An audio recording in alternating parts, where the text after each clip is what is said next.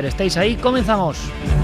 Y os aseguro que es un programa de esos que está tan comprimido, con tanto contenido, con tanto misterio, con tanta actualidad, con tantos elementos interesantes, que creo, humildemente, no os lo deberíais perder.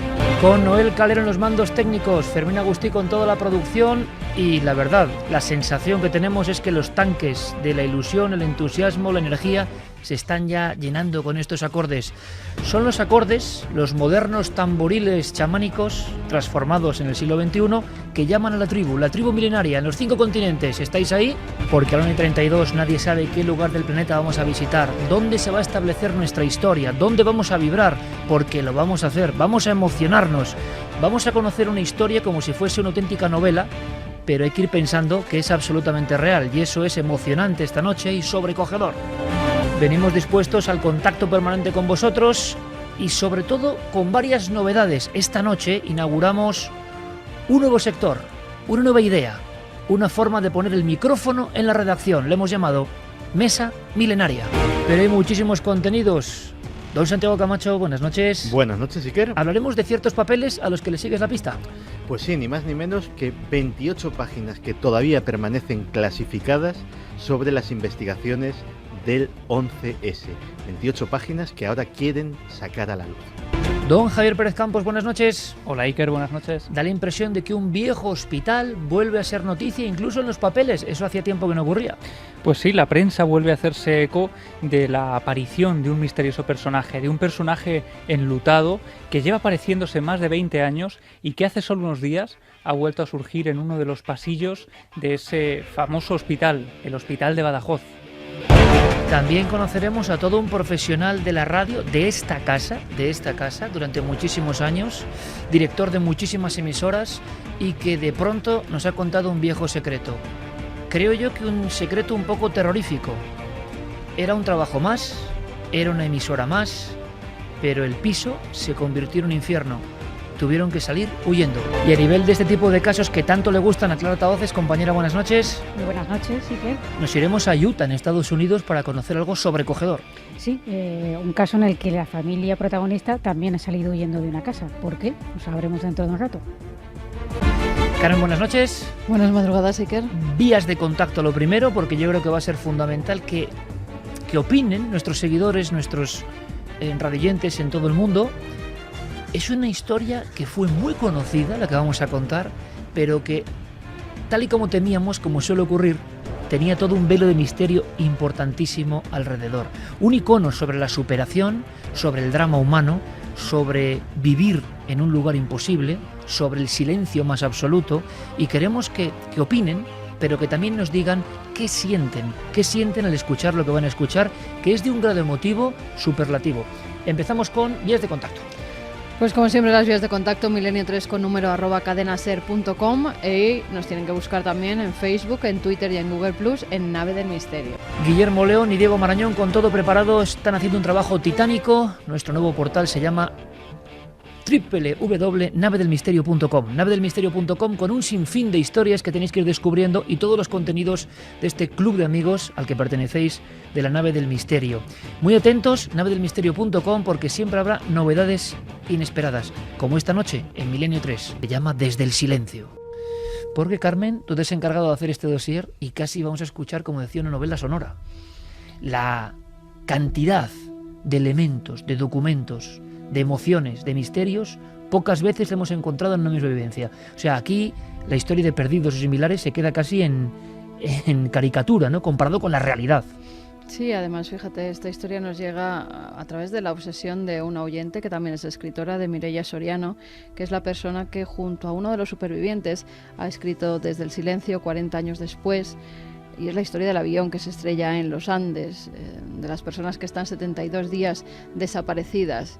Esta mujer va charlando con Eduardo y va recogiendo día a día no solo lo que viven allí, sino también lo que más nos interesa, los misterios que surgen uno tras otro en esos 72 días de convivencia aislados de todo tipo de civilización. Si quieres, Iker, empezamos por el principio. Hablabas de ese equipo de rugby, los Old Christians. Ellos iban a jugar un partido de rugby, un amistoso, en Santiago de Chile. Casi todos habían sido además compañeros en el colegio uruguayo Estela Maris, por eso se conocían desde muy pequeños, incluso desde parvularios, desde niños.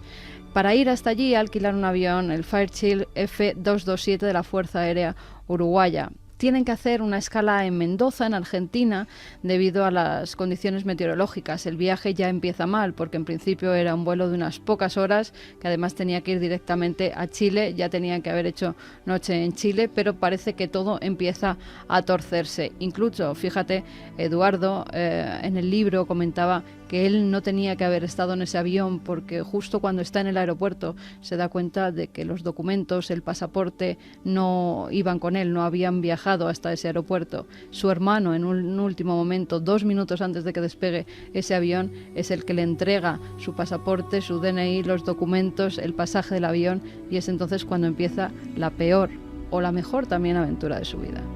Como bien decía Iker, después de pasar esa noche en Mendoza, emprenden el viaje el viernes 13 de octubre de 1972.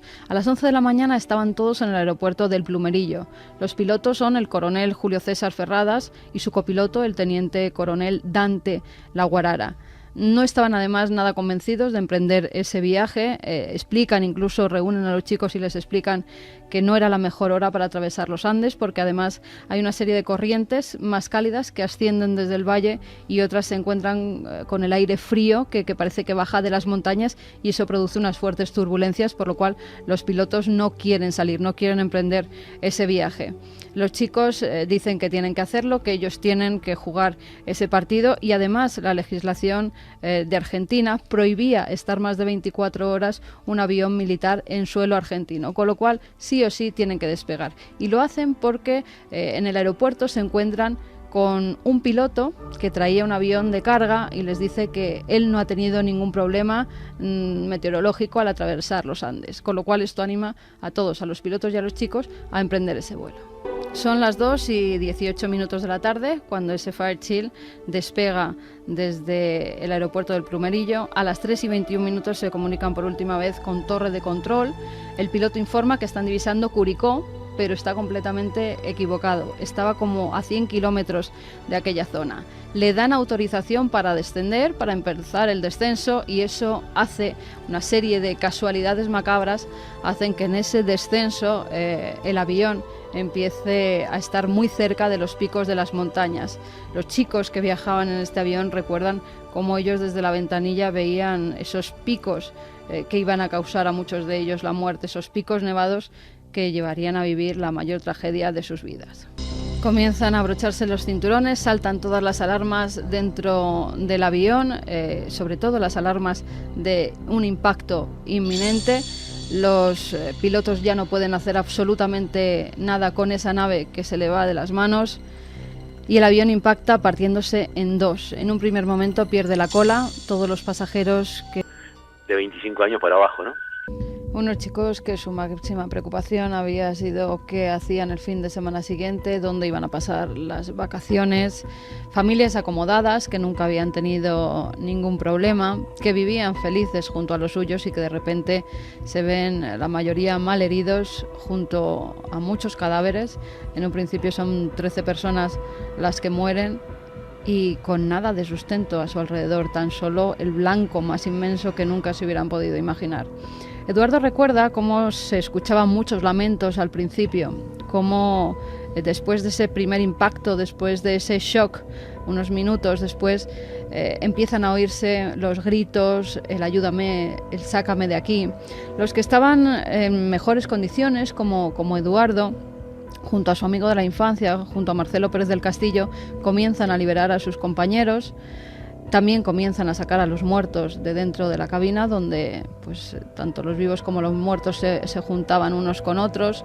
Era un caos tremendo. Él en el libro y en la entrevista me aseguraba que estaban completamente en shock, que era como algo mecánico, no sabía lo que hacían, pero lo hacían. Poco a poco tuvieron que empezar a regir una serie de normas, de reglas, casi desde el principio, para intentar sobrevivir, aunque solo fuera una noche, porque esperaban que al día siguiente les vinieran a buscar. Que estamos casi a 4.000 metros de altura, sin abrigos, en un pedazo de avión partido en dos, nevando, con mucha sed, mucha hambre, con un amigo que se había muerto, con gente que gemía, que pedía ayuda. Y ahí empieza todo unos bloqueos mentales, o sea que te va bloqueando todo lo que no es imprescindible vivir o sentir, y nos fuimos concentrando en lo que realmente era importante, ¿no? En ayudar a los que estaban heridos, en organizarnos para pasar esa primera noche, pensando que iba a ser la noche, una noche que al día siguiente nos iban a rescatar. Si hubiéramos sabido, por supuesto, que íbamos a estar 72 noches, no lo hubiéramos soportado en ese momento. Y mirado en perspectiva, es asombroso, ¿no? Cómo pudimos organizarnos en esas primeras horas tan caóticas y tan horrendas y tan dolorosas, y cómo inclusive físicamente pudimos soportar ese frío a esa altura, casi sin oxígeno. Ahí empezó a mostrarse lo que es el ser humano, ¿no? Lo que somos los seres humanos, la capacidad que tenemos, cuánto más de lo que pensamos que somos. 1 de la madrugada y 50 minutos. El ejercicio es como de novela real viviéndose al minuto. Y nos quedan todo tipo de sorpresas. Nuestro agradecimiento tanto a Mireia Soriano, seguidora de Milenio 3, que nos dio esta pista, como a Eduardo Strauch, que nos ha concedido esta entrevista exclusiva. Desde el silencio, 40 años después. Un libro que edita Desnivel, pero que claro, en el palpitar, en el latido, en la palabra del protagonista que nos ha concedido esta extensísima entrevista, impresiona muchísimo más. Eso es solo el inicio de lo que está por venir. En esa organización, Iker, que ellos empiezan a llevar a cabo, hacen una cosa que no habían hecho hasta entonces, que es ir hacia la cabina del avión. Comprueban que el copiloto ha muerto y el piloto aún tiene un hilo de vida. En ese intento por salvar a esos chicos que estaban a su cargo, no para de repetirles: pasamos Curicó, intentar contactar por radio. Luego le suplica que le den el arma, el revólver que siempre llevaba consigo en la cabina del avión, porque quiere quitarse la vida. Sabe que no puede sobrevivir, tiene todo el control de mandos clavado en el abdomen. Los chicos no le hacen caso. Directamente esperan a que se apague su voz. No pueden dar a una persona un revólver para que se vuele la cabeza. Más tarde ven que hay otro chico que está sentado en el asiento, aún con el cinturón puesto, y parece estar solo aturdido, en estado de shock. Pero a los pocos minutos, cuando se acercan, está muerto. Una de las hélices desprendidas le había cortado la pierna por debajo de la rodilla y se había desangrado mientras esperaba que sus compañeros le ayudaran. De pronto ven cómo alguien se dibuja en la nieve. Ellos lo interpretan como un fantasma, como un espectro. Ya está anocheciendo y ven que alguien quiere acercarse hacia la parte del avión donde están ellos. En un momento dado, esa visión fantasmagórica desaparece. No saben lo que es. Días más tarde comprendieron que se trataba de un amigo suyo. Es decir, los que estamos ahí, los 4, 5 o 6 que estábamos mirándolo y llamándolo para que viniera hacia nosotros, no nos olvidamos tampoco de ese momento, ¿no? Que venía hacia nosotros y probablemente cayó en alguna grieta o se desvaneció. Había mucha nieve muy blanda y se quedó hundido en la nieve. Y fue muy impactante, ¿no? Empezamos a tomar conciencia de la muerte que nos empezaba a rodear. Nos podía tocar a cualquier momento. Como pueden, tienen que empezar a acumular todo tipo de equipaje, asientos, trozos de chapa, para ponerlo sobre todo y tapar ese gran agujero que había dejado la parte de la cola desprendida, ¿no? Tienen que pasar allí la noche, ya están muertos de frío, viajaban prácticamente con ropa de verano, porque allí octubre, noviembre, diciembre es verano, con lo cual no tenían ropa de abrigo. Y Gustavo Cervino y Roberto Canessa, que eran estudiantes de primero de medicina, son los que tienen que empezar a actuar como si fueran verdaderos profesionales desde hace muchos años, con materiales que no existían porque no tenían material quirúrgico ninguno. Tenían pues que coser a la gente con el hilo o con las grapas que encontraban, tenían que tapar brechas, tenían que ver las conmociones cerebrales que habían sufrido muchos, las amputaciones gravísimas que tenían también muchos de ellos.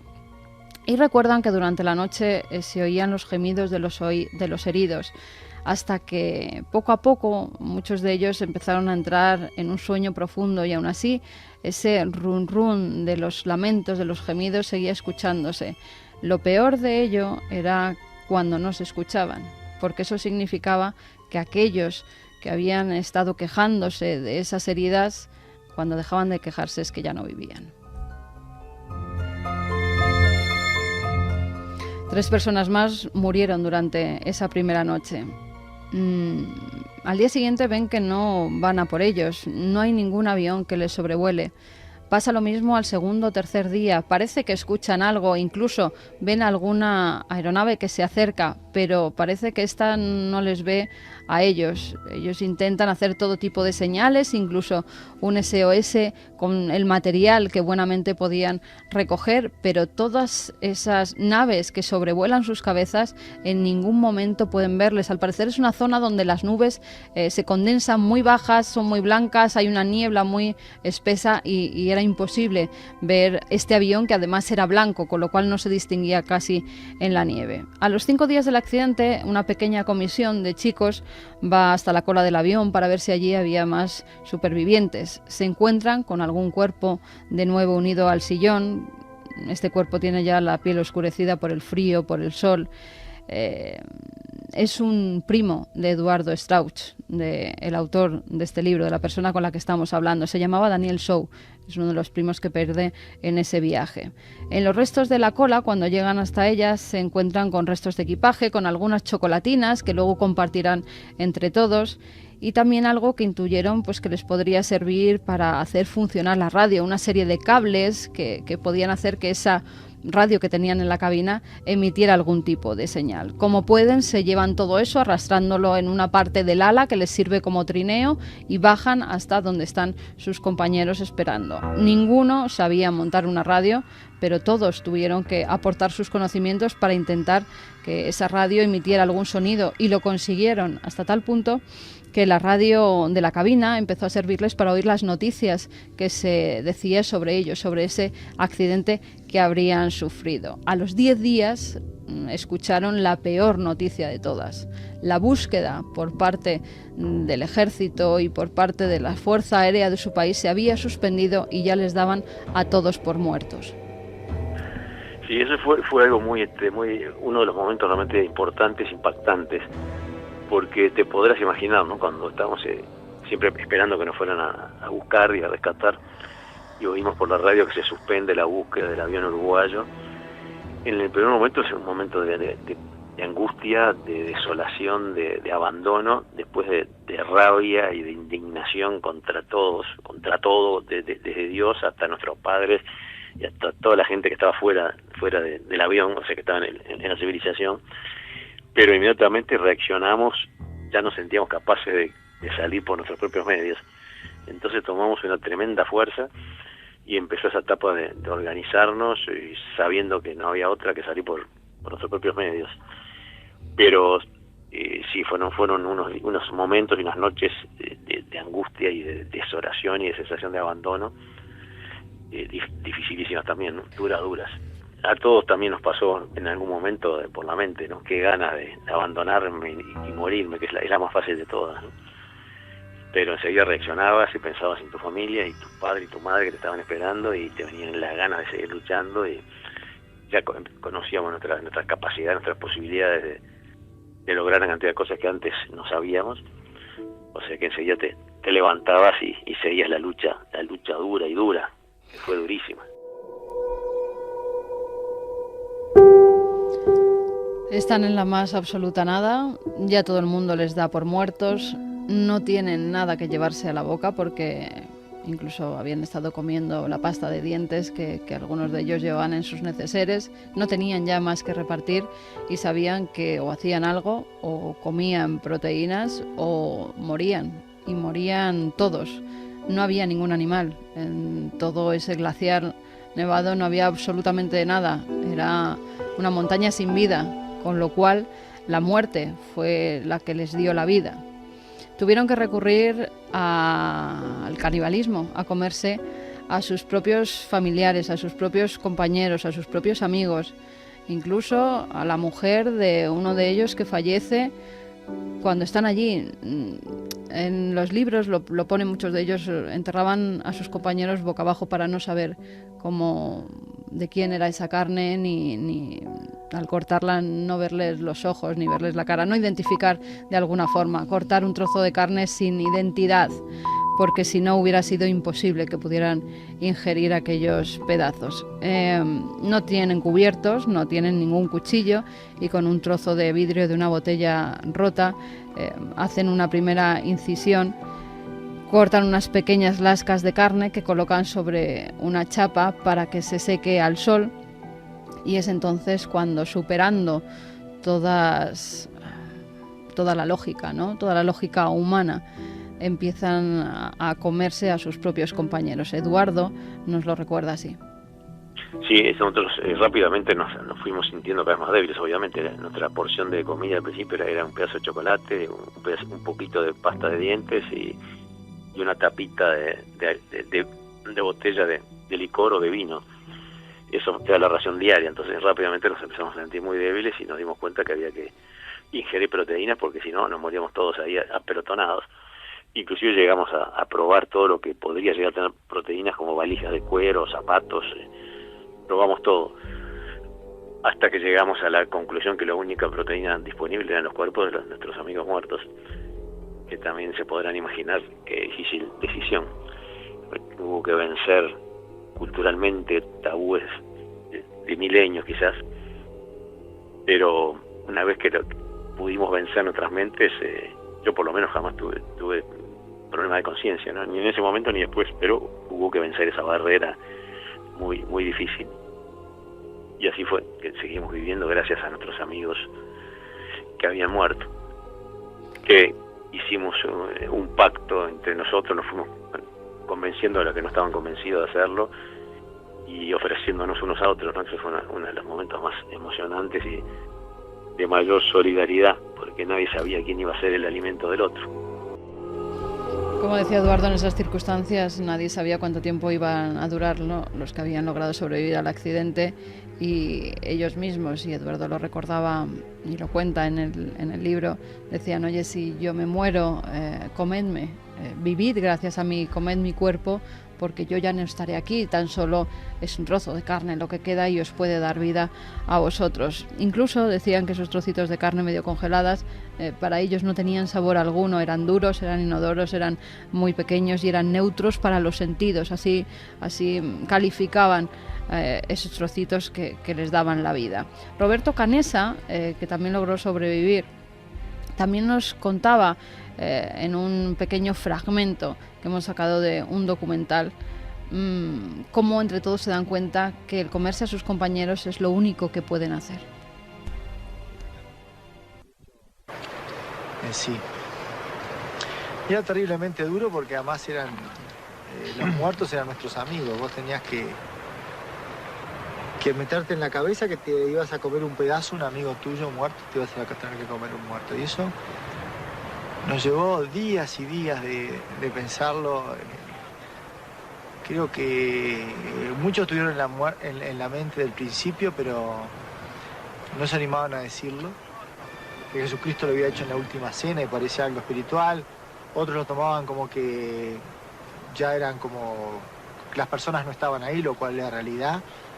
Pero todas esas elucubraciones son teóricas hasta llegar al momento práctico en que vos tenés que ir y cortar y comer un pedazo y tu mano no te quiere obedecer y tu boca no se te quiere abrir y tu estómago está totalmente repugnado, ¿no?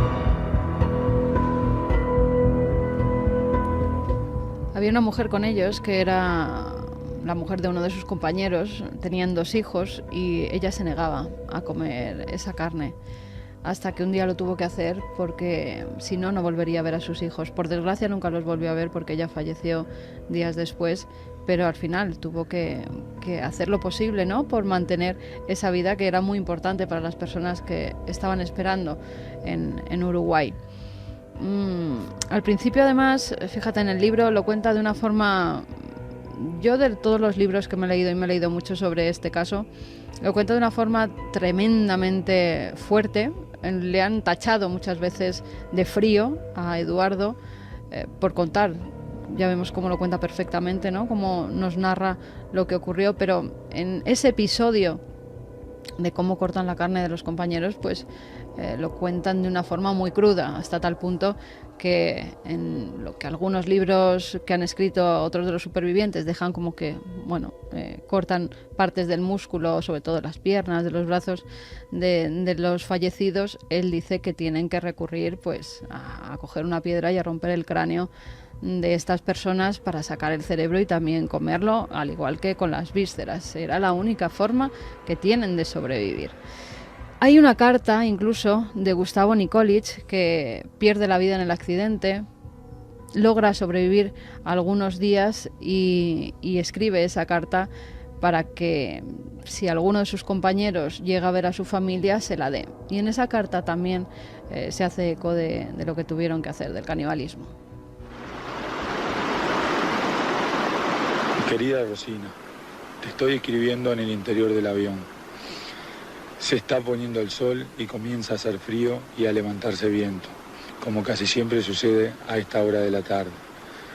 Una cosa que te va a parecer increíble es que hoy han comenzado a cortar carne de los muertos para comérsela. No hay otro remedio. Yo había rezado a Dios desde lo más profundo de mi ser para que este día nunca llegara, pero ha llegado y tenemos que aceptarlo con valor y fe. Fe porque he llegado a la conclusión de que si los cuerpos están ahí es porque Dios los ha puesto ahí y lo único que importa es el alma. No debo sentir remordimientos. Y si llega el día en que yo pueda salvar a alguien con mi cuerpo, lo haría con mucha alegría. Son incapaces de mandar ningún mensaje a través de la radio. Esta solamente funciona para escuchar algunos de esos partes de noticias que reciben. No saben de qué emisoras. Ante la imposibilidad de mandar ellos ningún tipo de mensaje, la desesperación los lleva a intentar contactar con sus parientes a través de algo que no es científico. Y nos lo decían muchos de ellos, estudiaron una carrera de ciencias, pero esa desesperación hace que intenten, a través de telepatía, llegar a la mente de sus familiares. Pensaban en aquellos momentos, por ejemplo, cuando por la noche se quedaban solos mirando la luna, las estrellas, que sus padres, sus madres, sus hermanas, sus novias también estarían mirando esa misma luna, esas mismas estrellas, y a lo mejor de esa forma hacían llegar esos mensajes. Ellos servían, esos astros servían como emisores, ¿no? Como puente entre las mentes de ambos. Incluso intentaban visualizar aviones, equipos de rescate, avionetas, helicópteros, para ver si verdaderamente esa ilusión que se creaban en su mente se hacía realidad y lo veían con sus propios ojos. Era la única posibilidad que teníamos, ¿no?, de conectarnos. Entonces a más de uno se nos fue ocurriendo casi simultáneamente. Y como habíamos empezado a tomar conciencia del poder de nuestras mentes, nos llegamos a convencer de que íbamos a poder lograr mandar mensajes vía telepática. Y yo pienso que realmente sí lo logramos, ¿no? Lo logramos porque las madres de los que volvimos sentían que estábamos vivos y no había forma de que las convencieran de que era imposible que estuviéramos vivos. Un accidente en la mitad de los Andes en invierno, después de 2 meses y medio, era imposible que hubiera alguien con vida. Pero ellas se indignaban y decían, están vivos, ya van a volver, los vamos a encontrar. Realmente creo que les llegó algún mensaje telepático que seguramente... Eduardo y Mireia, desde el silencio, se hacen eco de la situación de la madre de uno de los desaparecidos, de uno de los chicos que estaban sufriendo este accidente. Ella viajaba continuamente a Chile para ver si se reanudaban la búsqueda, ¿no?, de los restos del avión, hasta que un día, estando con otra de las madres en una habitación del hotel, le dijo: yo es la última vez que vengo porque mi hijo acaba de morir.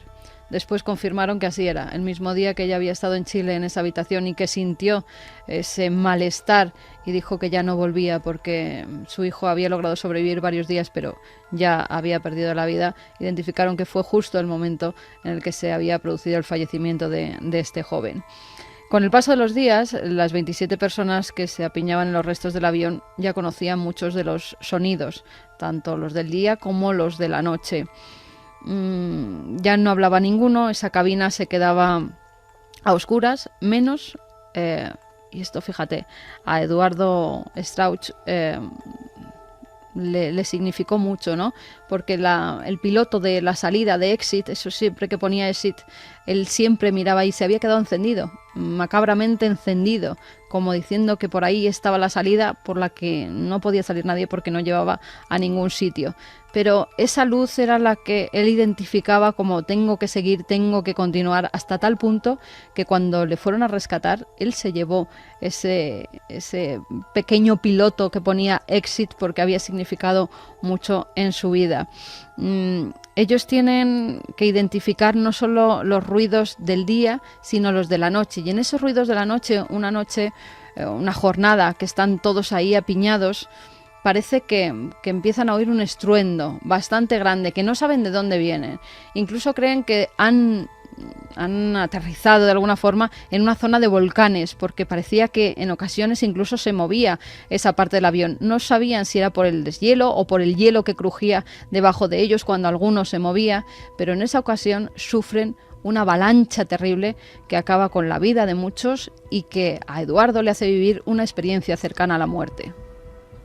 Sí, eso es una de las cosas también, justamente uno de los capítulos del libro se llama el tiempo, ¿no? Porque qué relativo es el tiempo. En pocos segundos, de que estuve apretado bajo la nieve, prácticamente asfixiado, y tuve todo ese proceso que hemos oído muchas veces similares, ¿no? De personas que están al borde de la muerte. Primero de terror, ir hacia lo desconocido, después de nostalgia de dejar la vida y la vida que te pasa en imágenes, pero decenas y decenas de imágenes que te van pasando por la mente en fracciones de segundos, hasta que empecé a sentir una sensación de placer y de alegría y de placer absoluto, físico y mental y espiritual, y que llegaba hacia algo que me hacía totalmente pleno. Y en ese momento me entró oxígeno porque se movió Adolfo, mi primo, que estaba apretado al lado mío. Me volvió el oxígeno a los pulmones y volví de vuelta al infierno de la cordillera. Pero llegó un momento que yo estuve convencido que estaba muerto, ¿no? Estoy muerto, ahora qué pasa, con una gran expectativa y una sensación de tremendamente placentera. Qué paradoja, está muriendo y dice que vuelve al infierno de la cordillera. En esa avalancha, Marcelo, su amigo de la niñez, muere. Cuando logra quitar la nieve que tenía encima, Eduardo se encuentra que hay una capa de hielo encima de la cara de su amigo, y a través de ella ve ya sus ojos sin vida. Marcelo, fíjate, es una de las casualidades, entre comillas, que Eduardo recoge en el libro. Marcelo muere a la misma hora y el mismo día que lo había hecho su padre 4 años antes. Fue una coincidencia macabra. Solo quedan 19 con vida ya. La sociedad de la nieve es como se hacen llamar ellos mismos, una sociedad en la que todos tenían su rol y todos se ayudaban. Es más, cuando a alguno le entraba el bajón, estaba el resto para ayudarle a seguir con vida, porque lo más fácil era dejarse ir. Con quedarse dentro del avión, había muchos que ya ni querían salir durante el día al sol, no querían comer, no querían vivir en definitiva. Y ellos les apoyaban, les ayudaban, intentaban hacer incluso en esas situaciones bromas, intentaban visualizar una vida, la que tendrían con sus novias, con futuros hijos, para intentar que mantuvieran, ¿no?, esa esperanza que les iba a salvar. Poco a poco, además, como las fuerzas iban siendo cada vez menos, los que estaban en mejores condiciones empezaron a hacer pequeñas excursiones para ver de qué forma podían salir de esa ratonera, porque todo lo que veían alrededor eran picos enormes, imposibles de escalar con los materiales que tenían, porque hubieran sido muy difíciles incluso para montañeros que tuvieran todo el equipo, con que para ellos, que no tenían absolutamente nada, tuvieron que fabricárselo. Se hacían raquetas con todo el material que podían, cosieron como pudieron una especie de sacos que protegieran a los que se iban a esas excursiones para dormir en la nieve. Incluso les dejaban los mejores sitios dentro de esa parte del avión donde menos frío hacía. En cierta forma les protegían para que estuvieran fuertes y pudieran de alguna forma sacarlos de allí. El 21 de diciembre, 3 de aquellos expedicionarios logran llegar por fin a Chile. Además, es después de, claro, tienen que estar muchos días subiendo la montaña.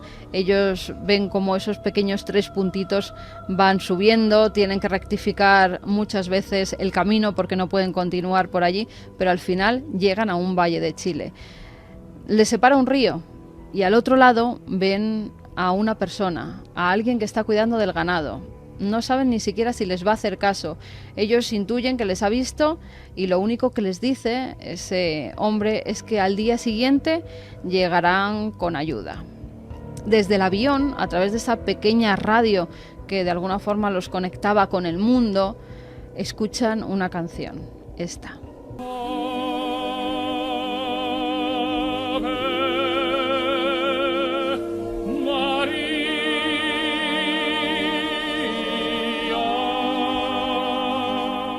Es el Ave María de Gounod, una música que para ellos suena a gloria y más cuando después pueden intuir estas palabras que se emiten a través de esa pequeña radio.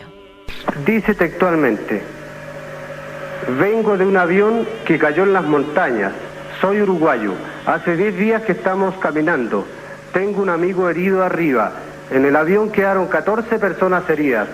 Tenemos que salir rápido de aquí y no sabemos cómo. No tenemos comida, estamos débiles. ¿Cuándo nos van a buscar arriba? Es entonces cuando Eduardo y sus compañeros ya saben que van a ir a por ellos, que ya la búsqueda se va a reanudar y que por fin van a poder regresar con los suyos. Así lo viven, de esta forma que yo cuando le entrevistaba a mí me ponía los pelos de punta. Todavía tú me lo comentás y me lo preguntás y se me pone la piel de gallina cuando me acuerdo de ese momento, como si hubiera sido hace media hora, ¿no?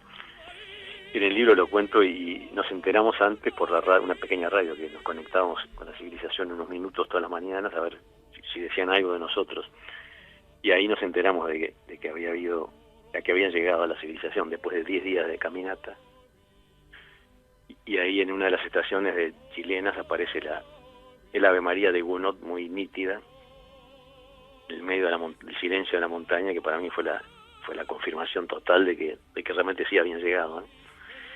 Y cuando empezamos a sentir el sonido maravilloso de los helicópteros, es muy difícil transmitir, ¿no? La alegría, la euforia, creo que no existen adjetivos para poder transmitir lo que sentimos en ese momento. Era yo lo más cerca, lo que se me ocurre más cercano para describir lo que sentía era una especie de felicidad líquida que me salía por todos los poros, ¿no? Por todos los poros de mi cuerpo saltaba felicidad, que duró durante semanas. Eso es lo más impresionante, fue un estado de felicidad continuo durante semanas.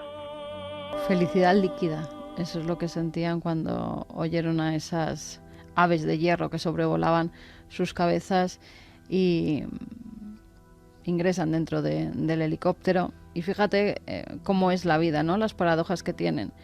Los rescatan y casi se estrellan en el helicóptero que los rescata. De nuevo, mal tiempo, esas turbulencias.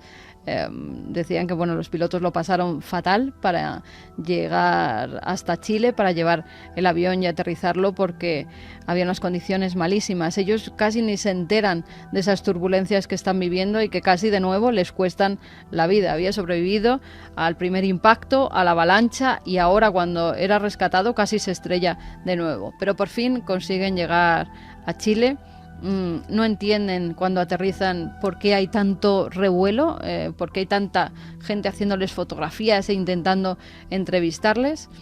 Con el paso del tiempo lo entenderán. Inmediatamente son trasladados a un hospital porque las condiciones en las que estaban eran pésimas. Habían adelgazado muchísimo, tenían barba, el pelo sucio, no habían podido ni asearse prácticamente, no tenían ni para comer ni casi para beber como para asearse, con lo cual son trasladados inmediatamente al hospital, y es entonces cuando las familias, sin saber cuáles de ellos habían sobrevivido, llegan al hospital. A la primera que ve es a su madre, y este es el encuentro. Exactamente, 25 kilos menos, negro, quemado por el sol. Sé que estábamos muy buenos mozos, después decían las chicas, ¿no? Que estábamos flacos y quemados, pero ya habíamos perdido el aspecto de cadáver quizás que teníamos un día o 2 o 3 días antes.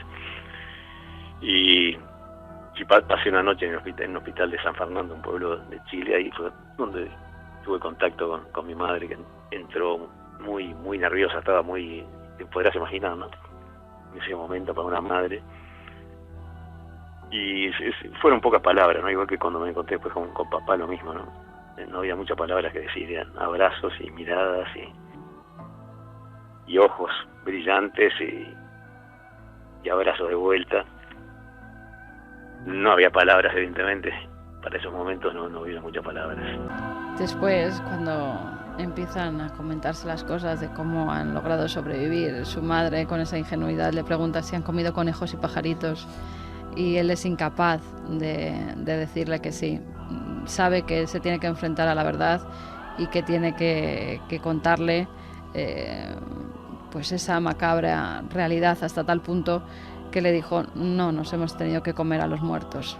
Imagínate si para una madre eso es impactante, cómo lo toma la sociedad cuando ellos, pues de cierta manera, se tienen que enfrentar a esas ruedas de prensa que hacen cuando vuelven a su país, cuando vuelven a Uruguay. Cuando están en el hospital hay muchos medios de comunicación que intentan entrevistarlos, siempre se les pregunta por lo mismo: ¿cómo habéis logrado sobrevivir? ¿Qué habéis hecho?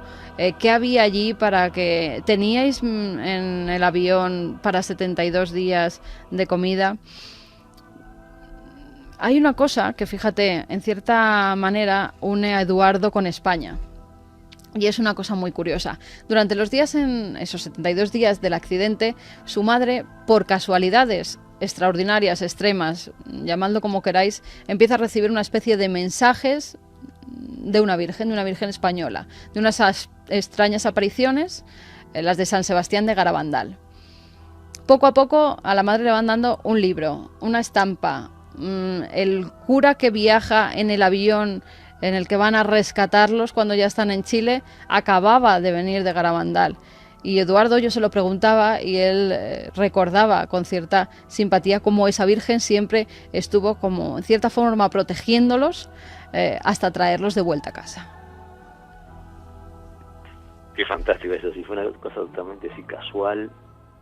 Una iglesia, había una amiga, y le mostró la estampita de la Virgen de Garabandal, y después otra amiga que había estado en España hace poco y había oído de la Virgen de Garabandal, que había hecho milagros, y entonces se aferraron a la Virgen de Garabandal y le empezaron a rezar a Garabandal, a la Virgen de Garabandal. Yo creo que las ayudó mucho a ellas, no sé cuánto habrá ayudado a que nosotros nos salvemos, pero creo que fundamentalmente les ayudó mucho a ellas, ¿no? Tener esa esperanza de esa Virgen que no conocían antes y que había hecho milagros, y entonces le pedían a ella el milagro de nuestra salvación. Y es entonces cuando se tienen que enfrentar a la realidad, ¿no? A su vida de nuevo, a la vida que habían dejado durante ese periodo de tiempo en el que habían estado aislados en esa sociedad de la nieve. Y es entonces cuando llegan casi más problemas que los que habían tenido cuando habían estado aislados. Eduardo recuerda lo mal que lo pasa en esa reentrada a su vida anterior. Así es, fue muy difícil, fue mucho más difícil de lo que yo me imaginaba, ¿no? Porque tuvimos que cortar todos los vínculos con esta sociedad para poder adaptarnos a lo otro, todas las normas de convivencia, etcétera, etcétera, y volver a esta sociedad de vuelta fue dificilísimo, sí. A mí nunca me importó mucho, o no me importó nada lo que decía la gente, y la prensa amarilla, y todo el sensacionalismo. Tenía mi conciencia muy tranquila, siempre la tuve, pero fue impactante. Ya en la montaña, nomás en la mitad de la montaña, cuando bajamos el helicóptero, nos encontramos con decenas de periodistas y cámaras que no entendíamos a quién estaban filmando, a quién estaban buscando. Estábamos totalmente desubicados, ¿no?, de la realidad. Y después sí, en la vida diaria demoré más de un año largo, más de un año, sí, en readaptarme a la civilización, entre comillas, ¿no? Al tono de hablar de la gente, a las cosas que se decían. Éramos un poco los bichos raros, todo el mundo estaba alrededor nuestro, siempre con curiosidad. Eso fue realmente, sí, difícil y largo, mucho más largo y difícil de lo que yo me imaginé. Era difícil y largo el ingresar de nuevo en esa sociedad que habían dejado, y sobre todo cuando algunos de los familiares de los fallecidos no entendían o no pudieron comprender que se comieran a sus hijos, a sus nietos, no podían tolerarlo, más cuando los habían visto en su casa, jugando, compartiendo pues la vida cotidiana con sus hijos. Por ejemplo, la madre de Marcelo, de su mejor amigo, no quiso nunca volver a verle, y eso Eduardo lo recuerda con gran pena.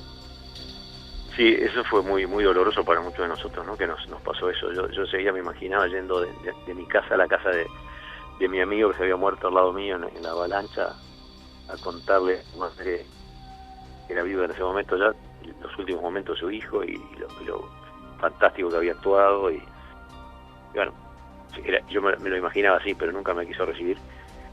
Y bueno, es comprensible, siempre nos vio juntos y no soportaba la idea de verme a mí solo y que su hijo no hubiera vuelto, ¿no?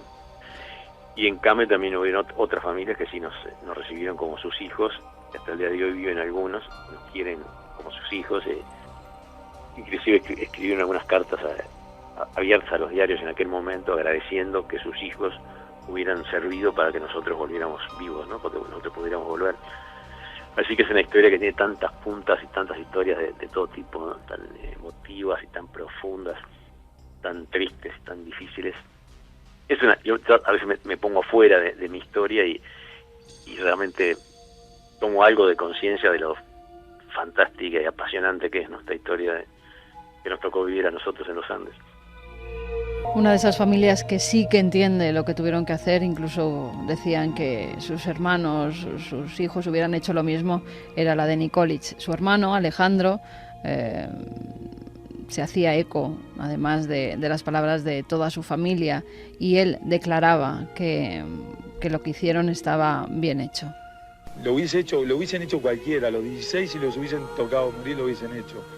Y me parece divino, no solo a mí y a mis padres, me parece una cosa, una comunión tan grande, te diría hasta cierto punto un orgullo de que ellos, por una parte de mi sangre, hayan podido estar vivos, ¿no? 2:29, esto es Milenio 3, desde el silencio, una revisión de una historia mítica, de tributo, de solidaridad, de tristeza, de dar la sangre y la vida por otros, de canibalismo entre personas que se conocían desde niños, de la soledad absoluta, de la pérdida o la forma de mantener la esperanza, el ser humano al límite y por tanto muchísimo aprendizaje. Y también de misterios, porque desde el silencio hay todo un capítulo en el que se hace referencia a misterios que ocurrieron no solamente en la zona de los Andes donde se habían estrellado, sino también en las casas de los uruguayos, de sus familiares que habían estado viviendo de otra forma ese accidente. Los familiares, muchos de ellos, nunca dejaron de buscar a estos chicos, incluso recurrieron a algunos videntes para intentar que estos visualizaran la zona donde estaban y así poder ir a buscarlos con aviones que los propios padres pagaban. Eran padres de ellos muchos adinerados, con lo cual tenían el poder de alquilar un avión y los equipos de rescate para ir hasta allí, pero tenían que intuir de alguna forma dónde podían estar, y eso lo hacían a través sobre todo de Gerard Croiset, que era un vidente muy afamado. Y que, el radar humano le llamaban. Exactamente, pues el radar humano al parecer acertó bastante porque visualizaba tal y como había sido el accidente, y además siempre repetía una cosa, que había vida y había muerte. Es decir, que todavía quedaba gente que estaba esperando que le rescataran, y también gente que en ese accidente había muerto. Lo recuerda Carlos Pérez, que era uno de los periodistas que pudo vivir cómo se hicieron esas búsquedas con Gerard Croiset. Estaba a distancias de miles de kilómetros de aquel holandés. Desde Enschede, la ciudad donde vivía, nos iba a guiar con su mente. Se describió patéticamente el accidente. Entonces de golpe yo voy hacia la montaña, yo me acerco a la montaña. Hay una montaña descabezada, por eso yo busqué mucho tiempo, durante casi semanas enteras busqué la imagen de un volcán descabezado. Y tiene una nube permanentemente siempre encima. Había una nube siempre encima de esa montaña. Me acerco a la montaña, no puedo levantar más el avión, dice, nos estrellamos. El avión golpea contra la cresta de la montaña, pero qué curioso, no se destroza totalmente, se destroza un ala, se destroza la cola, tal cual sucedió. y el avión pasa al otro lado de la montaña y se desliza como en un tobogán. Me voy deslizando en un tobogán, sigo deslizándome en un tobogán, me detengo. Hay vida y hay muerte. Hay vida y hay muerte, hay sobrevivientes. Y ahí entonces entendemos de que hay vida y hay muerte y que el accidente había sido. Si yo lo había dicho patéticamente en una realidad tan fantástica, lo había leído con la mente de tal forma que de inmediato empezamos a buscar. Hasta que finalmente, en los preámbulos de la Navidad, se dio el milagro. Croisset tenía razón. Y a pocos kilómetros, errándole por metros en una distancia tan descomunal, el avión estaba allí. El misterioso Croisset, muchas veces utilizado por la propia policía en los Países Bajos para descubrir, por desgracia, cadáveres de niños, situaciones truculentas. El radar humano también, yo lo desconocía, había intervenido en este caso, prácticamente acertando. Increíble. Más intuiciones, más misterios que se dan. Pancho Delgado, cuando está subiendo las escalerillas del avión, habla con los compañeros y dice que tiene la certeza de que ese avión se va a estrellar. Gustavo Cervino también cuenta que ha tenido un fuerte presentimiento, es más, lo comenta con la mujer del médico que viajaba con ellos, y esta le dice, se llamaba Esther esa mujer, y esta le dice que ella también ha soñado que el avión va a tener un accidente. Aún así se suben al avión. Hubo una persona que lo perdió en el último momento y que luego aseguró que una serie de circunstancias hicieron que no llegara a cogerlo. Creen que es el destino. En Mendoza, cuando estaban en Argentina, cuando tuvieron que dormir allí esa noche, pernoctar por el mal tiempo, porque no podían continuar, conocieron a unas chicas con las que se fueron a cenar, y había en ese restaurante una especie de mural donde todos ponían los nombres, y esa chica escribió encima Viernes 13. Un Viernes 13 macabro. Es más, esa chica, junto a sus amigas, le dijo a estos jugadores de rugby que no subieran a ese avión. Eduardo lo pone en el libro. Dice, queden en Mendoza, el avión va a caer porque hoy es Viernes 13. Hay también una serie de numerología que intuyen que puede tener que ver por las fechas, por las horas en que se dan todos esos hechos. Incluso también hay intuiciones familiares. Cuando se está produciendo el accidente, uno de los padres que va a entrar en el banco, estaba además toda su familia en el avión, su mujer y sus 2 hijos viajaban en él. Va como cualquier otro día al banco, pero al abrir la puerta siente una emoción muy fuerte, muy tremenda, que le hace sentirse muy mal en un momento determinado. Se va a su casa a descansar porque cree que se está poniendo malo. Él no sabía que habían aterrizado en Mendoza, que habían tenido que pasar la noche allí y que reemprendían el vuelo al día siguiente. Estamos hablando de 1972, no había teléfonos móviles, la forma de comunicar no era tan fácil como ahora. Y estando en su casa, él escucha en las noticias que hay un avión de la Fuerza Aérea que se ha estrellado, de la Fuerza Aérea Uruguaya, pero no le da más importancia porque él yacía a su mujer y a sus hijos en Chile. A las pocas horas vienen desde el ejército, porque él tenía contactos con el ejército, a avisarle que el avión se ha estrellado y que en él van su mujer y sus hijos. Él atribuye esa fuerte impresión al momento exacto en el que se está estrellando el Fairchild. Después de esta tragedia, Eduardo decía que para él habían cambiado mucho las cosas. Ha cambiado, como yo creo, como para cualquiera que vive algo así, ha cambiado completamente su forma de ver la realidad, la vida. Y fíjate, también ha tenido que superar el volver al lugar de los hechos. En 1995 es cuando, después del accidente, por primera vez regresa a esa montaña que tan cruelmente les ha tratado. Cuando por primera vez se enfrenta a esa cruz que tiene los restos de sus compañeros enterrados debajo. Cuando todavía ve algunas partes del avión en el que tuvieron que sobrevivir 72 días. Y no solamente va él, sino que le acompañan sus hijos. Ya justamente es uno de los motivos por los cuales he ido con mis hijos y voy con amigos y sigo yendo, es para que la gente que me importa y que quiero pueda entender un poco más, ¿no? Si no, es muy difícil acercarse o entender mucho de lo que vivimos si no estás en ese lugar. Estando en ese lugar es más fácil entender muchas más cosas. Y creo que lo resume todo, que creo que también lo dejé en el libro escrito cuando fui con Pedro, mi hijo menor, la primera vez que tenía 14 años o 13. Era un día esplendoroso, estamos ahí al lado de la tumba, donde están todos los restos de nuestros amigos, y en silencio absoluto, porque no había viento, y Pedro miró 360 grados a la redonda en silencio, y después me dijo: papi, ahora entiendo muchas cosas. Y eso creo que resume un poco, ¿no?, todo lo que esa montaña y esa experiencia significa para mí y para la gente alrededor mío, que puede llegar a entender bastante si va a ese lugar conmigo, ¿no?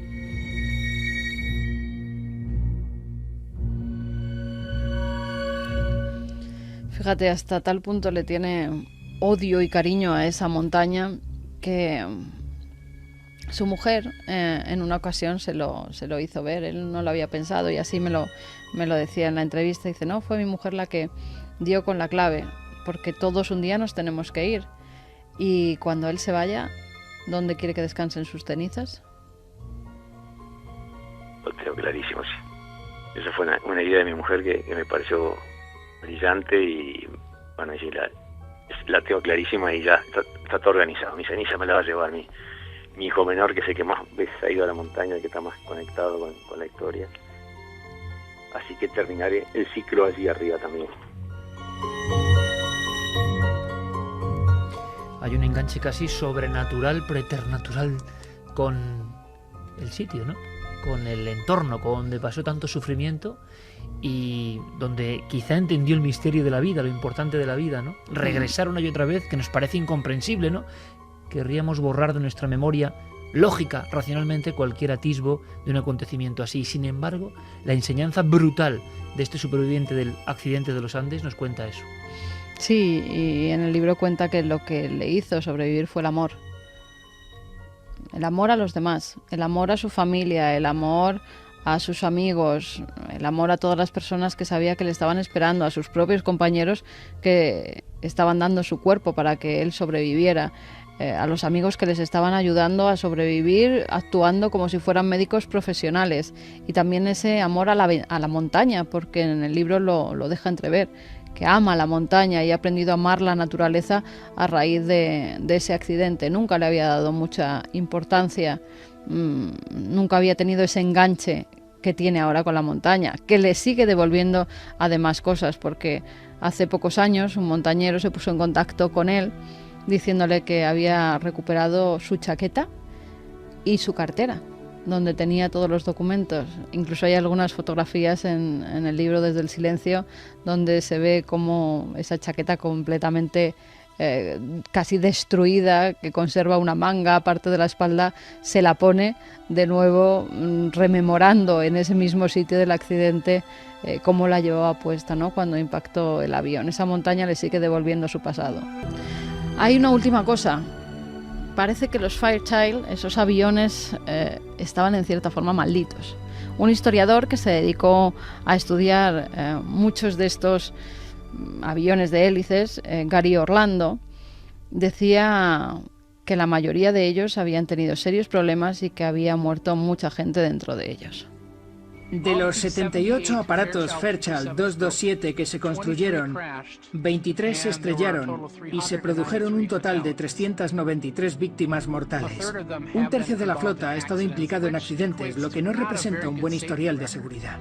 Vamos ahora con más cosas, 2:41. Este hombre, por lo tanto, ha vivido desde ese silencio terrible, ha visto la muerte, ha tenido que hacer canibalismo con sus propios amigos, ha tenido esperanza hasta el final, esa plaquita de éxito, ese piloto guardado como muestra, como señal. La fuerza, la debilidad, los fuertes se vuelven débiles, los débiles se vuelven fuertes, el ser humano al límite. Pero él parece, por lo que le escuchamos en este largo dossier que creo que merece la pena, humano, él ha aprendido de toda esta historia. Él ha aprendido, él no puede ser ya diferente, él ya no puede obviar su pasado, y creo que cree que su mente es mucho más poderosa, quizá más fuerte. Lo que hablan de la telepatía es un ejemplo, ¿no? Creyeron que sus mentes estaban preparadas para lo inesperado, absolutamente. Claro, cualquier problema más o menos cotidiano que nos abruma a nosotros a la vuelta de la esquina, ¿qué puede ser para este individuo un problema? Nada. Él decía que había, con esas vivencias que tuvo, él sabía a la perfección qué era lo que importaba, que eran sus seres queridos. Era lo único importante, era lo único que le hacía seguir viviendo. El resto no tenía ningún sentido, daba lo mismo, tener más dinero, menos dinero, que se enfadaran con alguien, que alguien se enfadara con él, no tenía importancia. Después de estas vivencias tan fuertes, simplemente el amor a los que le quieren y querer más él a su familia, estar más con su familia, así me lo decía, era lo único importante para él. E incluso recordaba a su mamá, que todavía vive, que tiene 93 años, y me decía, le haría mucha ilusión a mi madre el que cerrara de una vez el círculo y viajara a Garabandal para, en cierta forma, agradecer a esa Virgen lo que hizo por nosotros. Parece muy sencillo, ¿verdad? Parece muy de novela, pero es real. Al final, el amor, el poder auténtico, la superación gracias a esas 4 letras, ¿no? Yo creo que es el mensaje definitivo de esta increíble historia, sobre todo de vida más que de muerte.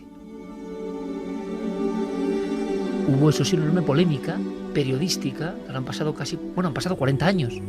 Javier, en Diario Pueblo, por ejemplo, en la prensa española, se seguía con enorme expectación el día a día y la llegada milagrosa de unos hombres que habían sobrevivido a la muerte, pero ojo, casi llamados como los últimos caníbales, ¿no? Impacto, polémica, ahora lo vemos 40 años después, pero fue tremendo. Sí, bueno, en concreto en la prensa española se vivieron como 3 fases diferentes. Una primera fase que era la incertidumbre, cuando no sabían cómo habían sobrevivido a ese terrible accidente. En esa fase, los titulares que leemos son, por ejemplo, el milagro de los Andes, el milagro de Navidad. Aparecen incluso declaraciones de médicos que atendieron a los supervivientes en aquella época y que decían, por ejemplo, el doctor Arriaganda, las explicaciones de por qué y cómo lograron sobrevivir están más allá de lo científico. Más allá de lo científico. Son declaraciones que aparecían en el diario ABC. No tenemos hasta ahora una explicación lógica. La respuesta escapa a cualquier criterio existente y si no fuera médico, tendría que estar obligado a creer en un milagro. Incluso las Fuerzas Armadas de Chile hacen un experimento y comparan el número de días que son capaces de vivir en plena cordillera sin ningún tipo de alimento, expertos en ese tipo de situaciones, que en concreto decían 27 días. 27 días era el récord militar sin recursos y el número de días que habían estado estos pasajeros era 71. La segunda fase de la que hablábamos era el horror de la prensa y el rechazo, cuando el 23 de diciembre aparece la primera crónica del periodista Carlos Varela para Radio Continental de Buenos Aires, hablando de que las fuerzas aéreas han comprobado fehacientemente casos de antropofagia, ya que cuando los primeros militares saltan de los helicópteros encuentran 6 cuerpos preparados para ser consumidos. O sea, aquí, por encima de la historia espiritual de misterio y superación, lo que impacta en aquel momento es el canibalismo moderno y la estampa que se encuentran, ¿no? Sí, y de hecho yo creo que esto es lo que eclipsó todas las historias que estamos escuchando ahora y que a mí me parecen mucho más interesantes que esta del canibalismo, ¿no? Pero los titulares que se leen a partir de esa fecha son absolutamente demoledores con estos supervivientes. Hablan, por ejemplo, el milagro de los Andes derivó de lo épico a lo macabro. Hombres del equipo de socorro hallaron restos humanos despedazados junto al avión siniestrado. Y aparecen recogidas, por ejemplo, palabras de uno de los padres de los supervivientes, que dice: creo que por la sangre y el cuerpo de mi hijo corren la sangre y el cuerpo de otros hijos. Hablan de jóvenes de 18 años que han regresado con una mentalidad de gente de 40. ¿Y la tercera fase? Y la tercera fase sería el momento de la empatía. Hasta entonces incluso habían sido bautizados por Diario Pueblo como los antropófagos de los Andes. Hablaban de ellos, pues por ejemplo el propio Antonio Gala dijo que la crítica de la sociedad es la que ahora acabará por devorar a los supervivientes. Había críticas demoledoras de doctores como Flores Tascón, que decía: no seré yo quien tire la primera piedra, pero tampoco quien les coloque una guirnalda de héroes. Una polémica, por tanto, mundial que se produce. Efectivamente, pero como decíamos, Diario Pueblo hace una especie de serie de este accidente, va contando en 3 entregas las diferentes noticias que van surgiendo, y la última de ellas, como decía, es la parte de la empatía, cuando por fin dictaminan que ante una situación así cualquiera habríamos hecho lo mismo, que incluso cuentan en estos recortes de prensa que había una persona que se negó a comer carne humana y que había fallecido por inanición. Y esto acaba determinando, como decíamos, este desenlace.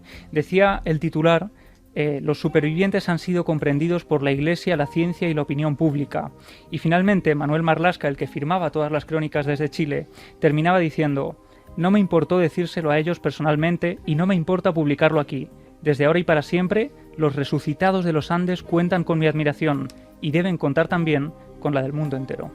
Y no me importa decirlo. Bueno, la noticia realmente es el hallazgo de un barco, en concreto eran 2, pero se ha hallado uno, que fue, pues desaparecieron, partieron en 1845 con 128 hombres a bordo, salían de las costas inglesas y bueno, la intención suya era atravesar el paso del Nordeste, un lugar que es bastante complicado y estos barcos iban bastante bien preparados para la época y bueno, pues se les vio un ballenero inglés unos días después y a partir de entonces no se supo nada de ellos. Y se organizaron una serie de expediciones, pues estamos hablando de más de 40 expediciones que no solamente no encontraron los barcos, sino que fracasaron totalmente, incluso hubo desapariciones en estas expediciones y no, o sea, al final costaba más encontrar estos barcos y a los posibles supervivientes, aunque pensaban que no había ninguno, que las vidas que se dejaron en ese intento, ¿no? Bueno, la noticia es que uno de esos barcos ha sido hallado y bueno, se ha reconstruido a lo largo del tiempo a través de estas expediciones que se han realizado, pues la historia de estos buques liderados por Sir John Franklin, que bueno, pues ha sido tremendo porque hay la coincidencia de que en estas expediciones también se produjo el canibalismo. Cuando desaparecieron, realmente lo que se ha reconstruido es que estos barcos quedaron encallados en el hielo y bueno, pues llegó un momento en que no tenían víveres, había varias enfermedades que les habían asolado y los pocos que quedaban vivos decidieron salir de los barcos y caminar hacia el sur en busca de las costas canadienses, pero algo salió mal y no llegaron.